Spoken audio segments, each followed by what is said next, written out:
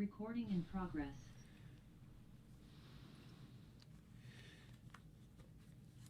So when you look at Megillas Eicha, when we look at the book of Eicha, the scroll of Eicha, which is the main thing that we read on Tisha B'Av, so you'll see very often, or in many of the psukim and many of the things that are being addressed, the concept of bechia, the concept of crying.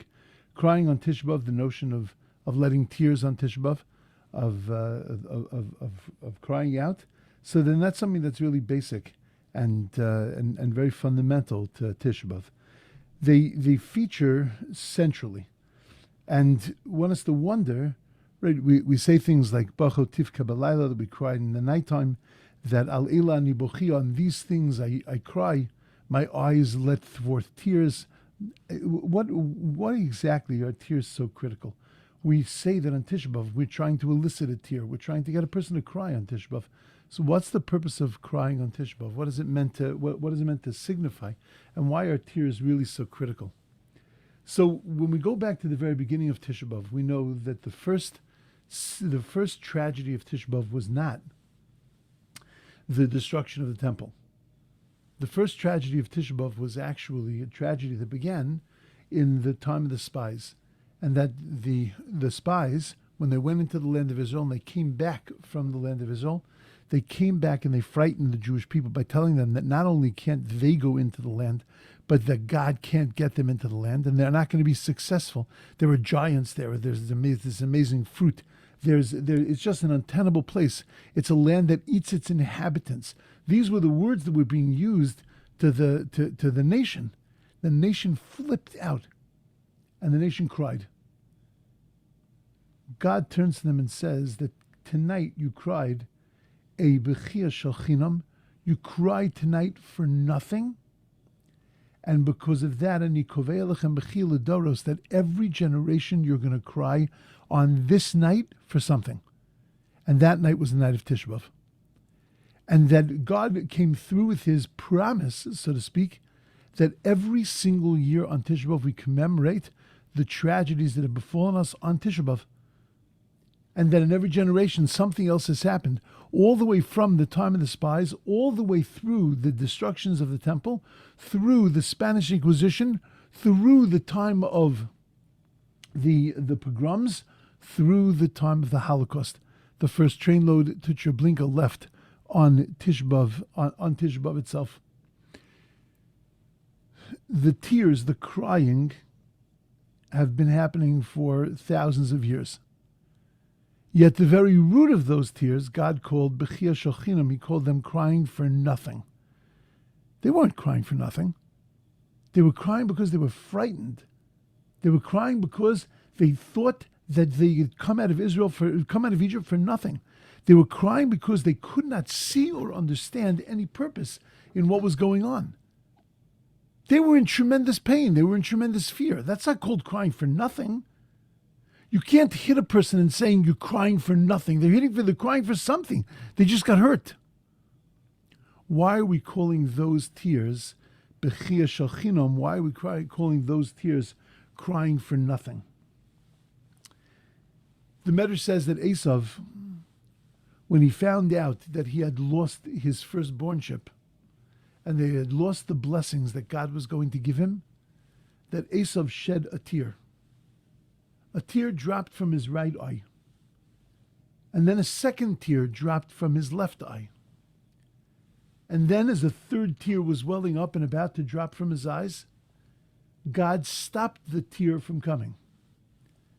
And our rabbis say that when he dropped the first tear, that was the root of the cause of the destruction of the first temple. And when he dropped the second tear, that was the root of the cause of the destruction of the second temple. And the third tear, had it fallen, would have made it that there would never have been a third temple. Now, we want us to wonder, because Esav was such a nasty person. Esav was a Rasha Merusha. He was from the most of the wicked people.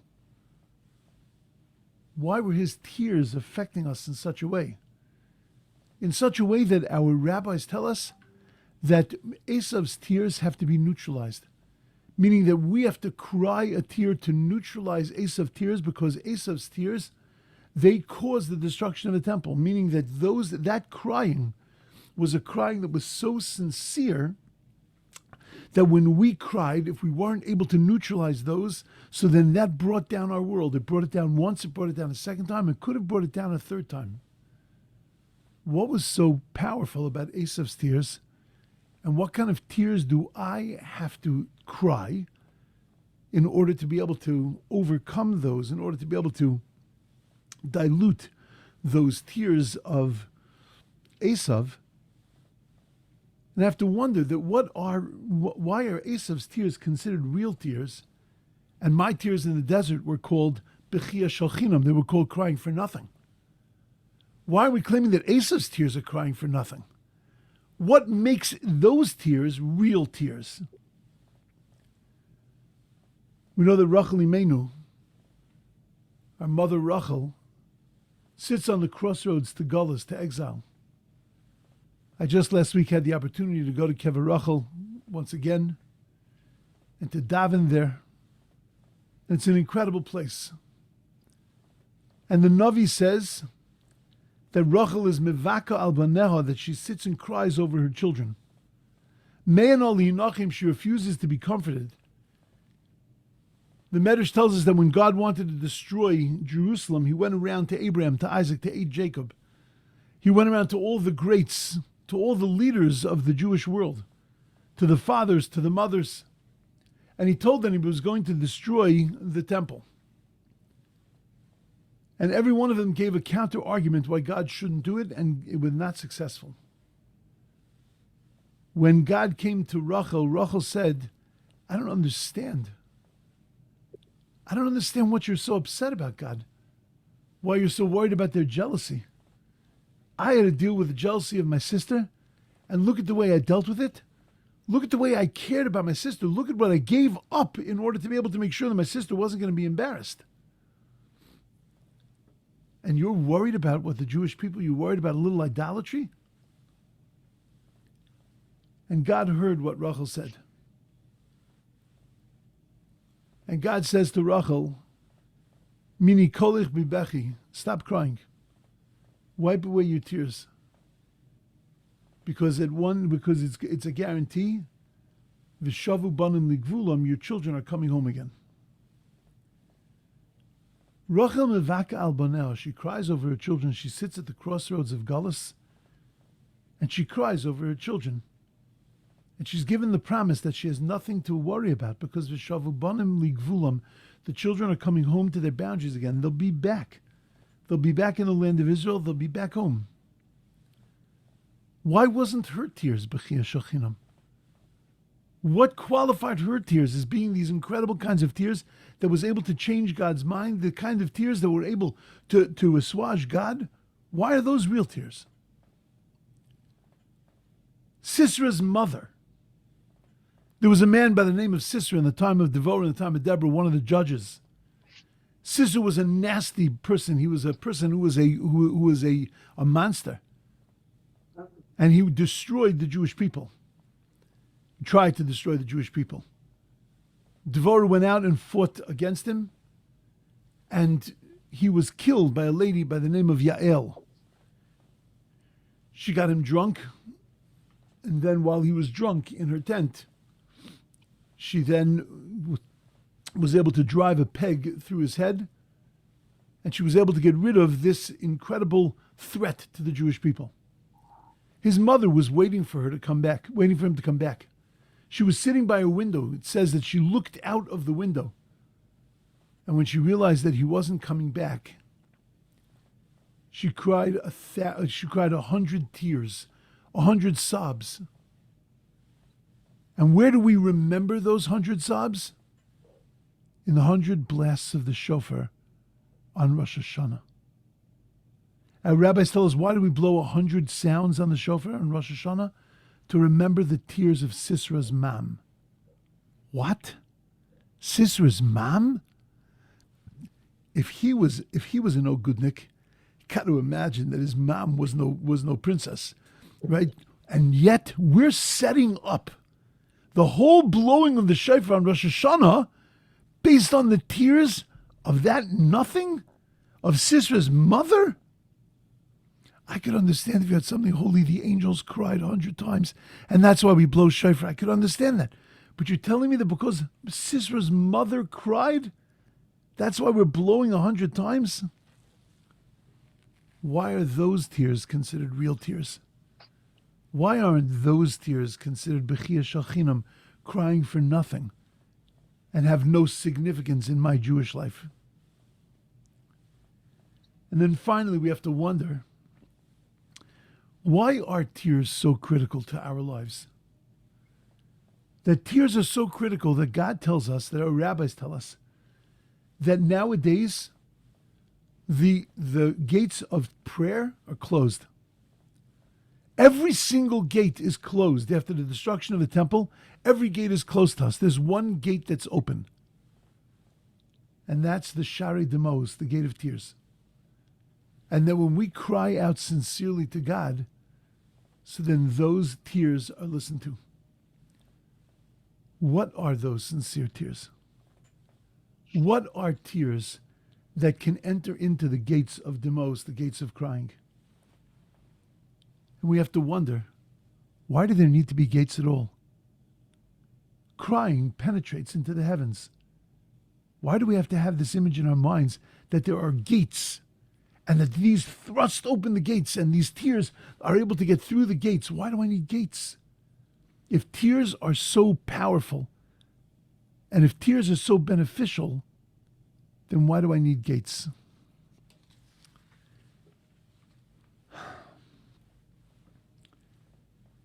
There was a machlokas, a difference of opinion, between a rabbi by the name of Rabbi Lezer and a rabbi by the name of Rabbi Shimon Bar Yochai. Rabbi Yeshua, Rabbi Yeshua was once with Rabbi Akiva, and they were up on top of the mountain, overlooking Mount Scopus, overlooking the temple, where the temple was, and they saw foxes running in and out of the temple. Rabbi Akiva laughed. His colleagues all cried. They asked Rabbi Akiva, why are you laughing? Rabbi Akiva says, why are you crying? He says, why are we crying? A place where it says that foxes, that a person who's not a Kohen goes into a place like that, so then he's going to die. So when we see foxes coming in and out of the Holy of Holies, we shouldn't cry? So Rabbi Akiva said, that's exactly why I'm laughing. He said, because it says that Zion will be plowed under like a field. But it also says that the elders, the old men, the old women, the children are going to be dancing in the streets of Jerusalem once again. Until I saw that prophecy of Jerusalem being plowed under like a field, I had no idea that the second prophecy, that Jerusalem was going to be rebuilt, was going to come true. Now that I see the prophecy number 1 comes true, now I know the prophecy number 2 is going to come true also. They said to Rabbi Akiva, Akiva, you've given us a new way to see things. Because what Akiva was able to do was he's able to recognize that, yes, you have to mourn over the past. Rabbi Akiva tore his clothes. The Gemara says he tore his clothes, which means that he also felt mourning. He also cried. But the problem is that his colleagues were crying and staying stuck in the past. They were staying stuck in their pain.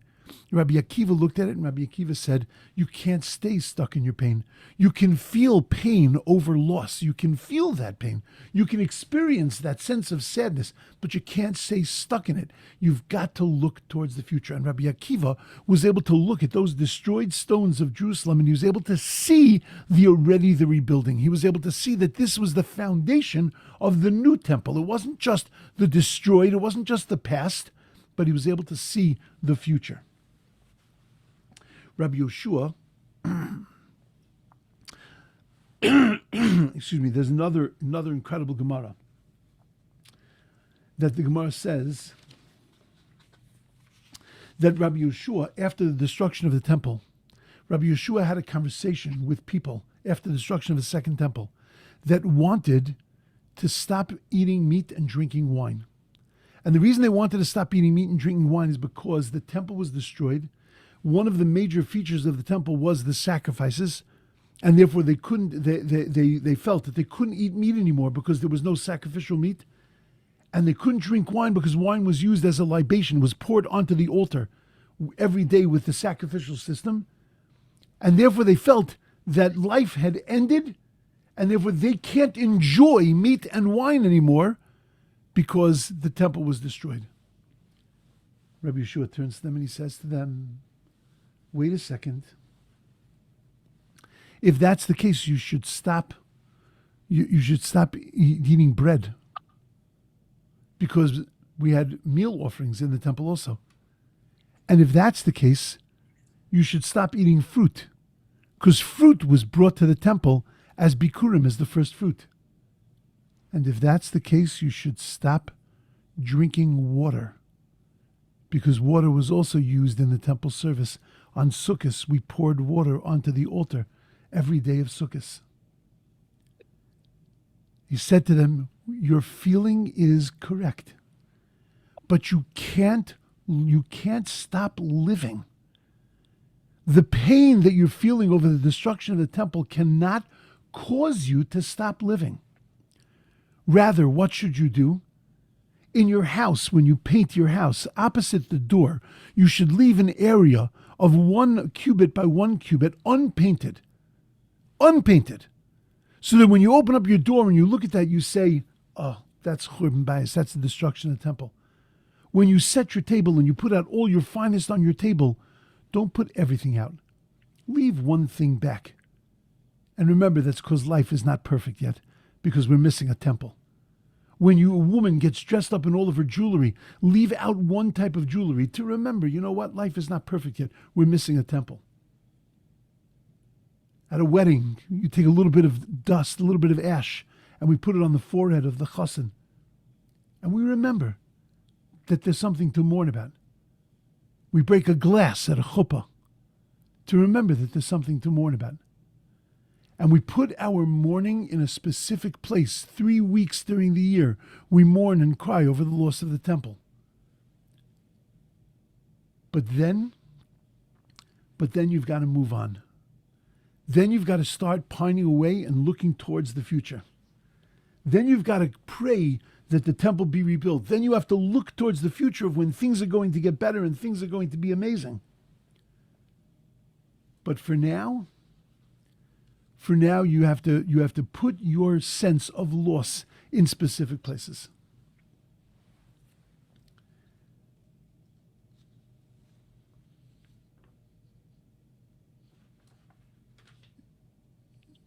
Then there's a statement in a book called The Avos to Rabbi Nosson, which is like the Talmudic companion to Pirkei Avos. And Rabbi Yeshua tells over that he was once walking with Rabbi Yochanan ben Zakkai. And we know that who was Rabbi Yochanan ben Zakkai? Rabbi Yochanan ben Zakkai was the rabbi of Jerusalem. He was the rabbi that got out of Jerusalem and he went to Vespasian. He was able to somehow, crazy how to get out of Yerushalayim. He feigned that he was dead and that they took him out of Yerushalayim to bury him. He goes to Vespasian, who was the Roman general, and he says to Vespasian, peace be upon you, the king. And Vespasian says, don't call me the king, I'm not the king. All of a sudden, the Roman legion comes from Rome. At that second, the Roman legion comes and says to him that the Emperor Nero had died, and that he was now appointed the Emperor of Rome. So he flipped out. He said, this is amazing. I'm the Emperor of Rome. It's like, how did you, Rabbi Yochanan ben Zakkai, know to call me king? It was the exact same moment. So he said to Rabbi Yochanan ben Zakkai, I'll give you 3 things, whatever you want, 3 things. So Rabbi Yochanan ben Zakkai asks for a doctor for a great rabbi called Rabbi Tzadok. He asks that the family of Rabbi Gamliel be saved because they were from the house of David, and therefore, when the temple was rebuilt, we would need a king, and this way they would be readily available to be able to call a king from that family. And then he asked for the city of Yavna and its wise men. Wait, what's missing from the list? He never asked for Jerusalem. And there are rabbis that criticized him for not asking for Jerusalem. But he understood that if he asked for Jerusalem, he would have gotten 0, because that he wasn't prepared to give him. And therefore he realized that even though Jerusalem was going to be destroyed, even though the temple was going to be destroyed. But the city of Yavna was a place where he was able to rebuild. He was going to be able to rebuild Judaism. So he's walking. This Rabbi Yochanan ben Zakkai is walking with Rabbi Yoshua, and they come to the place where the temple was. And Rabbi Yeshua begins to cry. He's like distraught, and he says that this Beis Hamikdash Charav, the temple, is destroyed. Oy lanu al zeh, he says, woe is to us that it's been destroyed. The place where we had a kapara, the place where we could gain an atonement, the place where you go, you bring a sacrifice, and you're uplifted, a place where we can go and connect to God. And that place is destroyed. It's taken away from us. So Rabbi Yochanan ben Zakkai says to him, stop that. He says, sure, it was taken away from us. And sure, we pine away for the time when it's going to be rebuilt. But we have our own altar, we have our own place where we can gain kapara in our lifetime. We don't just have to sit here and cry and say, woe is to me, I don't have a temple. When is the temple going to be rebuilt? Oh God, please rebuild the temple. All of that is necessary, but don't skip over the fact that you've got a way to atone right now. And you know what that is? Yochanan ben Zakkai said something so incredible to him. He said the place where you can gain your atonement, where you can grow, where you can become a different person, is in gemilus chasadim, is in kindness and in prayer. And the kind of kindness that he described was little tiny pieces of kindness. It was helping a kala, helping a bride get married, burying somebody who doesn't have other people to bury them, giving a small amount of money to tzedakah, to an ani, to a poor person, davening 3 times a day. Those are the places that you can go to, and those were just paradigms. What he was saying to him is that don't overlook the fact that right now in our existence, in our lives, we have the ability to be able to keep those things that we got from the temple, those connections to God, those connections to ourselves, those ability to grow. We have them sitting right in front of us. Yes, you have to mourn over the past. And yes, you have to look into the future. But at the end of the day, don't skip over the present. The fact that we have things, vehicles, institutions to be able to grab onto and to be able to live with in order to be able to achieve those things that we achieved in the temple, that we were able to achieve in the Beis Hamikdash. And it's when we grab onto those things, that's how we show our sincerity for the time in the future, for the pining away and the crying over the future. Oh God, bring me a Beis Hamikdash. I'm crying, God, because I want the Beis Hamikdash. Yeah, let me see your sincerity. Are you starting to build it and live with it now? You know, imagine a child is being brought up in a parent's home. The child says that my parents don't allow me to keep kosher. They don't want that. They don't want me keeping kosher. They see that as whatever, it's a threat to them. They don't want me keeping kosher. When I graduate and I grow up, and I leave the house, that's when I'm going to be able to keep kosher. So right now, I can't really keep it. Right now, I can't keep that mitzvah, but I will. How do we know that child is sincere or not sincere? Because let's follow that child when they're walking alone, when they're in a mall, when they're going shopping by themselves. And let's see what they eat. If they're careful about their food and they eat something that's kosher, they choose something kosher over something that's not kosher. If when they're alone and nobody's watching them and nobody's telling them what to do, they adhere to the laws of kashrus, then you know that pining away for a future time is sincere. If not, then it becomes a great excuse. It's a great smokescreen. Can't do it now because right now I can't do it. Hopefully one day I'll be able to do it. You know, a person who says that I want to learn Torah, but right now my life is just upside down. I can't learn Torah. I want to daven with a minyan, but I can't right now. My life is so upside down. So the person says in the future, when that pressure is taken off of me, so then I'll be able to learn. How do I know that person's sincere?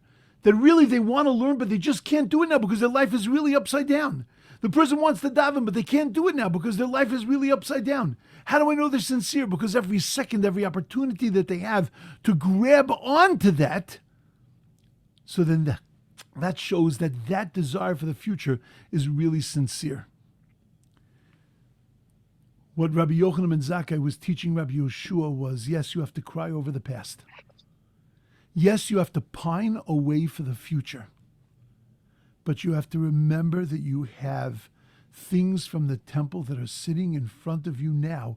You have institutions that God gave us that allow us to live with the holiness of the temple, that allow us to live with the godliness of the temple in our very normal, everyday lives that don't have a temple inside of them.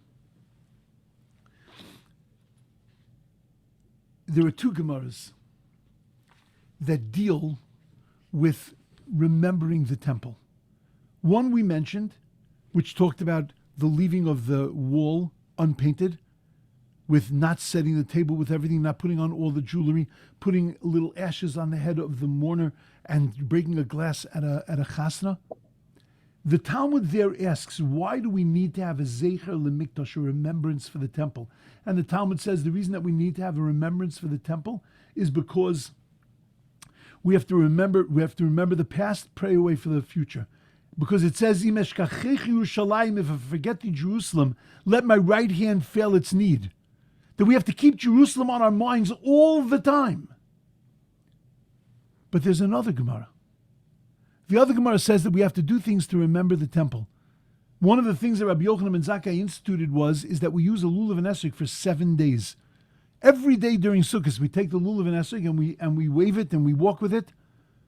But in the temple, do you know that was only done in the temple? When the Beis HaMikdash was around, we only did that in the Beis HaMikdash. We didn't do that anywhere else. We didn't do it in Jerusalem. We didn't do it in Tel Aviv. We didn't do it anywhere else. One day we did it. The first day of Sukkot, we did it everywhere. In the temple, we did it for 7 days. When the temple was destroyed, Rabbi Yochanan ben Zakkai said, as a remembrance for the temple, let's do it every single day, everywhere in the world. To remember what was done in the temple. We sit Pesach night and we eat the Hillel sandwich. We take the matzah, the maror, and we put it together with a little charoses. We remember the Hillel sandwich. Remember the way they used to do it in the temple. Asks the Talmud, why do we have to do things that remind us of the temple? Because it says, Tzion Doresh Ein Lo, because Zion has nobody seeking it out. And therefore we have to show that Zion is important to us, that the temple was important to us, and we have to incorporate it into our lives. Wait a second. Is it because Im Eshkachech Yerushalayim? Is it because if I forget the Jerusalem, let my right hand fail its need? Or is the reason that I need to remember the temple because of the fact that it says, Tzion Doresh Ein Lo, that there's nobody seeking Zion? So the truth is that there are two different ways of remembering the temple. One is remembering the temple by mourning. One is remembering the temple by crying, by looking backwards and looking forwards and saying, oh my God, I don't have a temple. I wait for the day the temple is coming. But the other way to remember the temple is to remember to take the temple and to take what it stood for and the purpose of why we did the things that we did in the temple and in the times of the temple and incorporate them into our lives to make our lives more robust and meaningful. To remember the temple means to live with the temple, not merely just to pine away for it, but to incorporate it and to bring it into our lives. B'chiyah shel chinam, crying for nothing, the spies did, wasn't crying for nothing.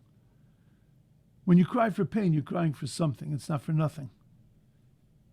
But when you're crying for the wrong reason, that's called b'chiyah shel chinam. When you're crying only because it hurts, when you're crying only because you feel a loss, when you're crying only because you look at the temple and say, my life is empty and over, that's called b'chiyah shel chinam, that's crying for nothing. But when you're crying because you're longing for a connection to God, and you're longing to be able to learn how to use the tools in front of us to be able to connect ourselves to God, when that's what your longing is about, when you prove to me that you're longing for the rebuilding of a temple because you're starting to rebuild it and to live with it right now, those are real tears. Those are sincere tears. Tears for the right reason. Tears of longing, real longing, for the moment when I'll be able to have that incredible relationship with God. And the proof of what kind of tears I'm crying is, what am I doing right now? What am I doing today? You know, we spend the Tisha B'Av sitting on the floor crying, mourning over the past, pining away for the future. And then the day after Tisha B'Av, we're exactly the same as we were. Our relationship to mitzvahs is exactly the same. Our relationship to learning Torah is exactly the same. That's called Bechiyah Shachinam. You cried for the wrong reason. You cried because it hurt, but not because you're longing for a relationship with God. Not because you're longing for a connection to God. The tears of longing for a future, for a day, which leave me empty and off the hook now, that's Bechiyah Shachinam. That's tears of nothingness. But tears of longing that make me realize that I have to long so much for the future that it manifests itself now, those are real tears.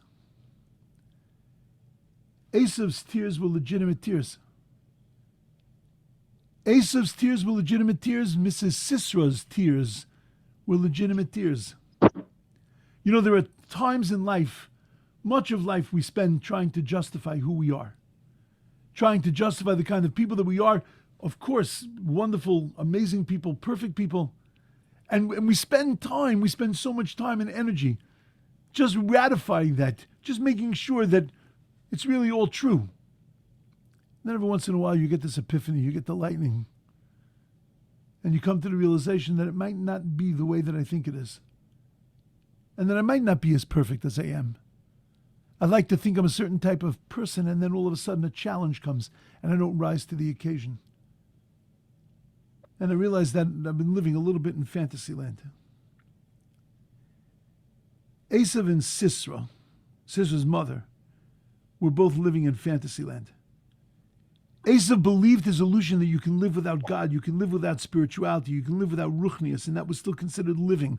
You can live without brachos, you can live without bechira, you can live without blessing, without firstbornship. All of that was fine, and that's still called a worthwhile life. You have hunting, you have all those things. That's all you need.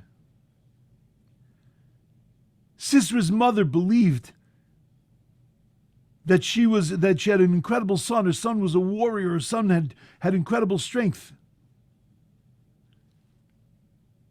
And then Esav came to the realization that he was wrong. That's called an empty life.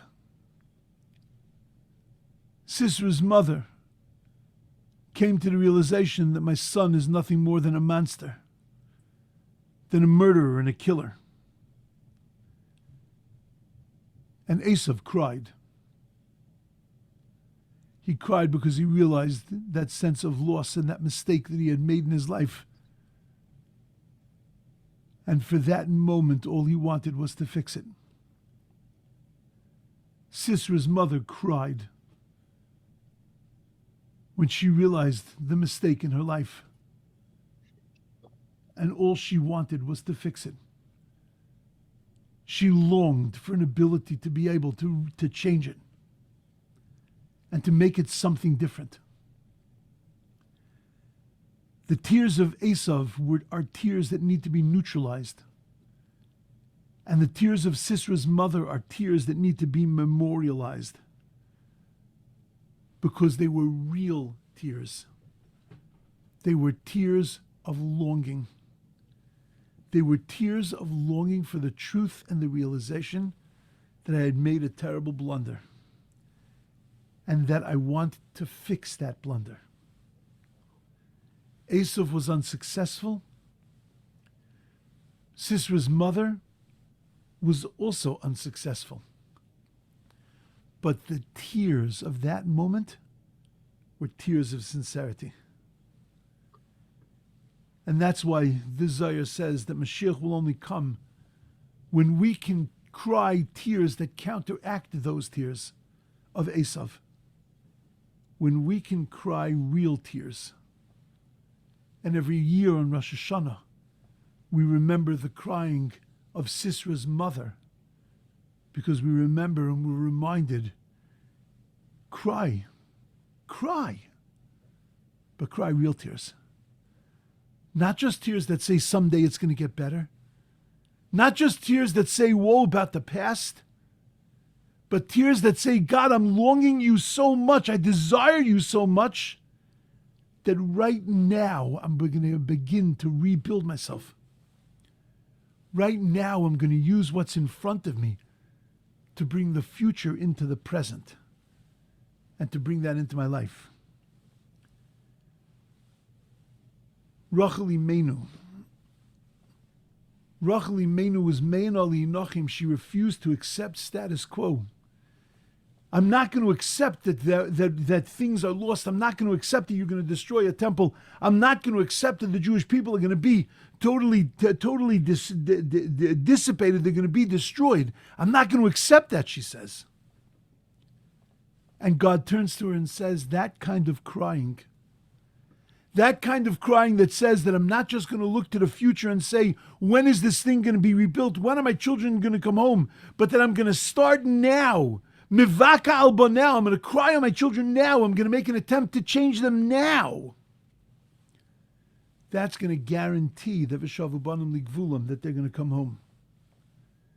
Because if they can look now in their gullus, in their exile, and they can start to feel the place of the kapara, that place of atonement, they can start to feel and to look at the things that are in front of them and utilize them in order to be able to pine away for God and to be able to utilize that, to be able to improve themselves, raise themselves, become something amazing, then you're guaranteed they're going to last and they're going to make it. V'shavu banim ligvulam. They're going to come back home. That's why we say, Kol HaMesabel Yerushalayim, anybody who destroys, anybody who cries over the temple, anybody who mourns over the temple, Zocha v'roa b'simchasa, will merit to see the rejoicing of the rebuilding of the temple. But wait, that's not true. In every generation they cried over the temple and they didn't merit to see the rebuilding of the temple. So we want to change the words and we want to say, Yizke v'yira, in the future we will see the joy of Jerusalem. No, I don't think that's what it's saying. I think what it's saying is that if we're able to be Mesabel in Yerushalayim, we're able to really mourn over Jerusalem. And really mourn over Jerusalem is to realize what Jerusalem meant to us, and therefore to look out, open our eyes and realize that there's pieces of Jerusalem, there's pieces of the temple sitting right around us.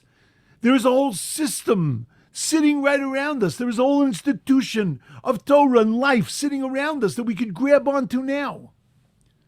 Zocha v'roa b'simcha. Right now we'll see the rejoice. We'll feel the rejoicing. We'll see the simcha. Because right now we'll feel the rebuilding of the temple. You know, it always makes me crazy when Tisha B'Av is over. What I see people do is they run to eat. They look at their clocks, and they count down 10, 9, 8, 7, 6. It's over! Yeah! They run to eat. Do you know that wasn't the only thing you weren't able to do on Tisha B'Av? Eating and drinking? Do you know that you couldn't say Shalom Aleichem to another Jew? You couldn't say, hi, how you doing? How's the wife and kids? You're not allowed to do that on Tisha B'Av. Do you know you're not allowed to learn Torah on Tisha B'Av? Only stuff that has to do with Tisha B'Av. The food and the drink that we run to. But could you imagine if we lived in a world where a person would realize that other people, the value of other people, that taking away from me the ability to be able to say Shalom Aleichem, and at the end of Tisha B'Av I would stop and I would look at another person and I would say, oh, Baruch Hashem, 10, 9, 8, 7, 6, 5, 4, 3, 2, 1, Shalom Aleichem! How you doing? I missed greeting you today. I missed hugging you today. I missed telling you I love you today. Can you imagine if a person sat down for a minute and just learned a little bit of Torah? That would show how sincere the tears were on Tisha B'Av. Because they weren't just about pain, and they weren't just about longing for a future time, but they were sincerely about a longing for a connection to God and a realization that I could bring that to me now. And that would be the proof that the tears on Tisha B'Av were real tears. We have to make sure on Tisha B'Av that we don't cry bechia shel chinam, that we don't cry tears that are for the wrong reasons, but that we cry the tears of Mama Rachel. We cry the tears of Sisra's mother. We cry the tears of the realization that I have a way to bring that longing, to manifest it, to make it real, to turn it into something practical. I don't have to wait for the temple to be rebuilt. I don't have to wait for that building to be given back to me. I don't have to wait for the Shekhinah to return. I can bring all of that into my life right now. And if I do, then I'm zoche v'roa b'simchasa. Then I can see the joy and of the rebuilding. I can feel it and live it right at this moment now. And I don't have to wait just for a future. I can bring that future into my present. Okay, those are my thoughts.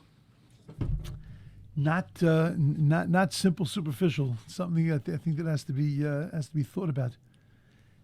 But I think that it's an important concept, and Mirz Hashem, it should be able to be with us on Tisha B'Av, and to allow us to be able to process all of the things that we hear and see on Tisha B'Av, and put them into the right place. Okay, thank you very much. Thank you, Rabbi. Thanks, Sarah. Thank you very much, Rabbi. Okay, I'm clicking off, and then I will click back on.